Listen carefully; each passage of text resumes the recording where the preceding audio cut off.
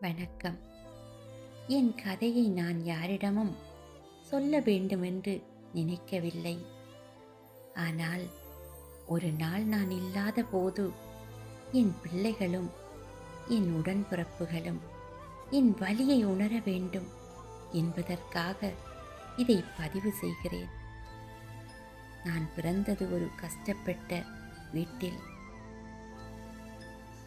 எங்களை வாட்டியது வறுமை.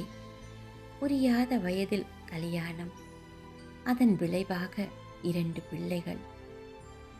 என் பெற்றோர் என்னை வேறு நாட்டிற்கு அனுப்பிவிட்டார்கள்.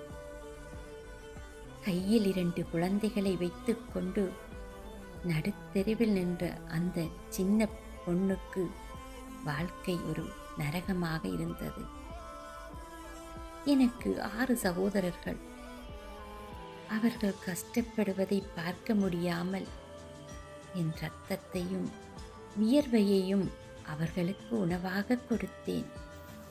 இரவு பகல் பாராமல் உழைத்தேன். கூலி வேலை செய்தேன். எத்தனையோ அவமானங்களை சந்தித்தேன். ஒவ்வொருவரையும் கைதூக்கிவிட்டு அவர்களுக்கு திருமணம் செய்து வைத்து ஒரு நல்ல நிலைக்கு கொண்டு வந்தேன். அவர்கள் வாழ வேண்டும் என்பதற்காகவே என் இளமையை தொலைத்தேன். ஆனால் இன்று அவர்களுக்கு வசதி வந்து விட்டது. மச்சான்மார்கள் வந்தவுடன் நான் அவர்களுக்கு அநியாயமாகிவிட்டேன்.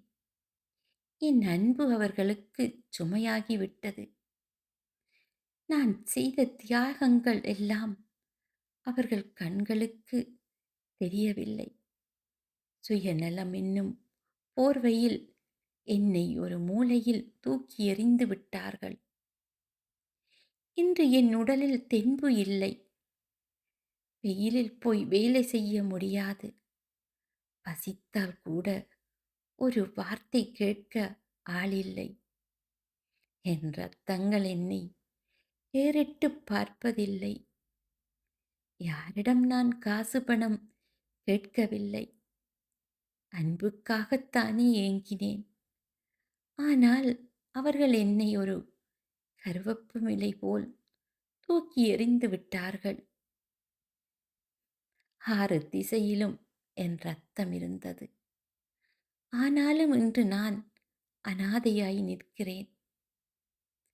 வாழ வைத்த கைகள் இன்று பிச்சை எடுக்கும் நிலைக்கு தள்ளப்பட்டது ஏனோ?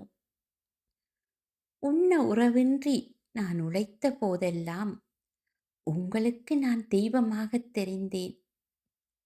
ஊர் மெச்ச உங்களை நான் உயரத்தில் வைத்தபின் ஏனென்று வெறும் கல்லாகத் தெரிகிறேன். என் உடலால் உழைக்க முடியாது எனத் தெரிந்ததும் உன் இதயத்தின் கதவை ஏன் மூடிவிட்டாய்? நானும் ஒரு மனுஷிதானே. உன் உதிரத்தைச் சுமந்தவள் தானே.